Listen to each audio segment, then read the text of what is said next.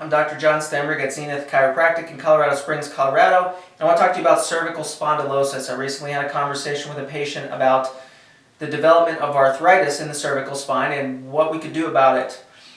Cervical spondylosis is just a fancy word to describe joint arthritis in the neck. The cervical region is the neck region of the spine. Spondylosis is the medical term for arthritis, also called degenerative joint disease or osteoarthritis. Spinal decay is another term that you might hear with that.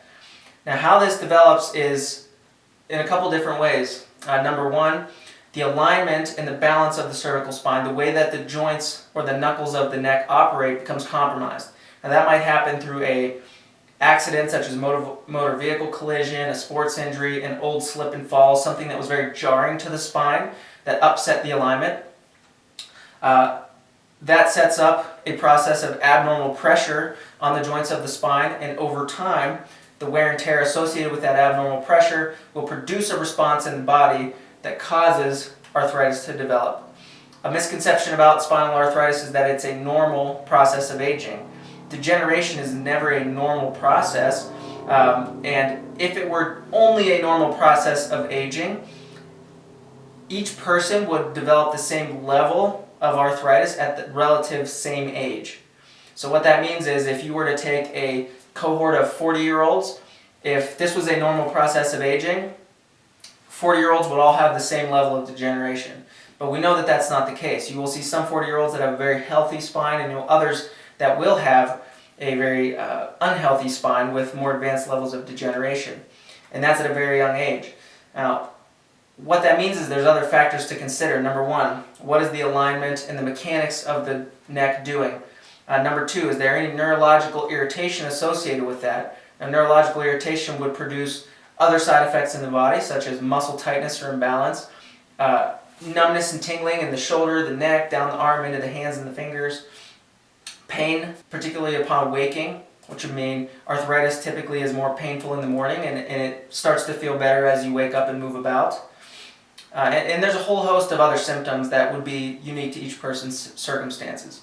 So the way we identify if someone has cervical spondylosis is through imaging. You can't necessarily feel it by touching the neck, and range of motion will help you to indicate if that's a problem, but there are other things that affect range of motion. So imaging, such as an X-ray, would show us if there is spondylosis and what stage of degeneration is present for the individual. Now, under normal circumstances, the neck should have this nice gentle curvature. It's a nice shock absorbing mechanism of the spine.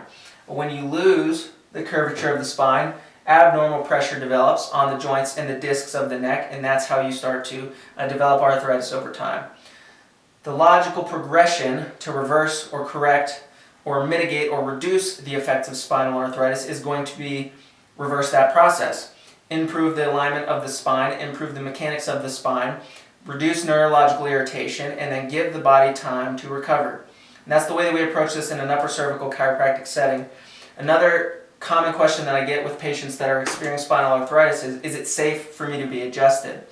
And the answer is yes. In Blair Upper Cervical Protocol, we use a very detailed set of criteria to establish, number one, if you require an adjustment, number two, exactly what's the best way to do that for the individual.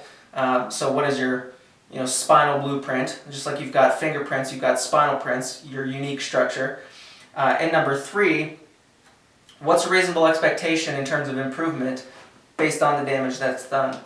So more often than not, we're able to very safely and effectively improve the situation for patients, improve normal range of motion, improve the neurological irritation associated with spinal arthritis, and to disrupt a trajectory that patients are on, which is further degeneration, further issues down the road. We do it in a neutral sideline position, meaning we don't twist, pop, and crack the neck. The goal with patients that have cervical arthritis is always to correct a problem without creating a new one. So we want to be very targeted, very precise, and very low force in our adjusting protocols. So you won't see the neck snapping types of adjustments in Blair Upper Cervical Chiropractic. If you're experiencing some of those symptoms that I mentioned previously, if you're not sure if you could be developing arthritis in the neck, or if you've had a diagnosis of arthritis in the neck and you're trying to evaluate what your options are, I would highly recommend that you consult with a Blair Upper Cervical Chiropractor. Doctors throughout the country and the world who will be able to meet that need if that fits for you.